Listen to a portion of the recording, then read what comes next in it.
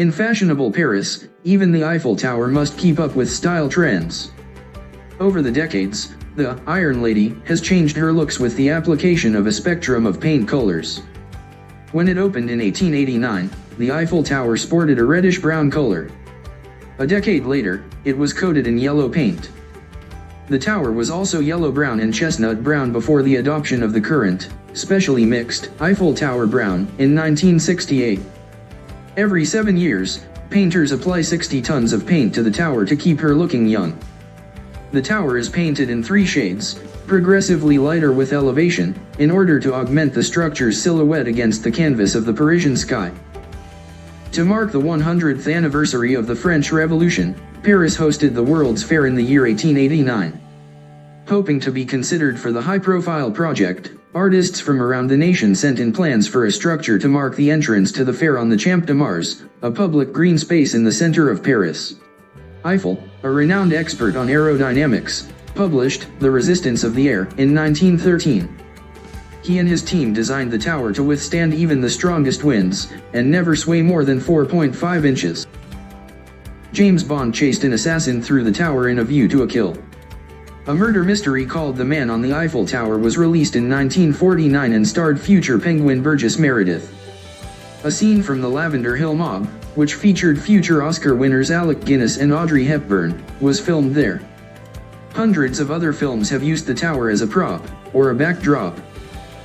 Organizers of the Exposition Universelle in 1889, which commemorated the 100-year anniversary of the fall of the Bastille and the launch of the French Revolution, staged an open competition to design a spectacular centerpiece to their World's Fair.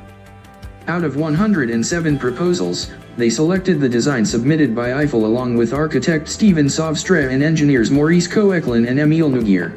At 986 feet, the Eiffel Tower was nearly double the height of the world's previous tallest structure, the 555-foot Washington Monument, when it opened in 1889. It would not be surpassed until the completion of the 1,046-foot Chrysler Building in New York in 1930. Although the Eiffel Tower eclipsed the Chrysler Building in height with the addition of an antenna in 1957, it still trailed behind another Gotham skyscraper, the Empire State Building. When dusk fell across Paris between 1925 and 1936, 250,000 colored bulbs attached to 3 sides of the tower's steeple illuminated to spell the 100-foot vertical letters of the French automobile company Citroën. The advertisement blazed so brightly that it was visible from nearly 20 miles away, and Charles Lindbergh used it as a beacon when he landed in Paris on his 1927 solo transatlantic flight. The commission was given to the consulting and construction firm owned by Gustave Eiffel, a bridge builder, architect, and metals expert.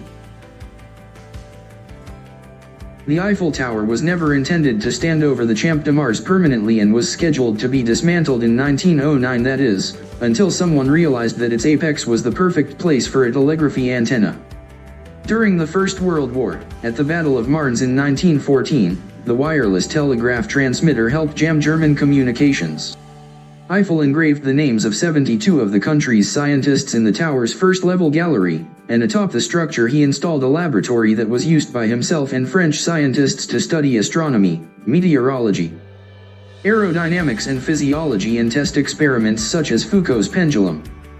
In 1909, Eiffel installed an aerodynamic wind tunnel at the base of the tower that carried out thousands of tests, including those on Wright brothers airplanes and Porsche automobiles. Using everything from parachutes to bungee cords, adventurers for decades have used the tower to stage daring stunts. Not all the thrill seekers have defied death, however. In 1912, French tailor Firmin Reichelt attempted to fly from the tower's first floor with a spring-loaded parachute suit but crashed 187 feet to the ground instead. 14 years later, aviator Leon Collot was killed attempting to fly his plane beneath the span of the tower when it became entangled in the aerial from the wireless station and crashed in a ball of flame.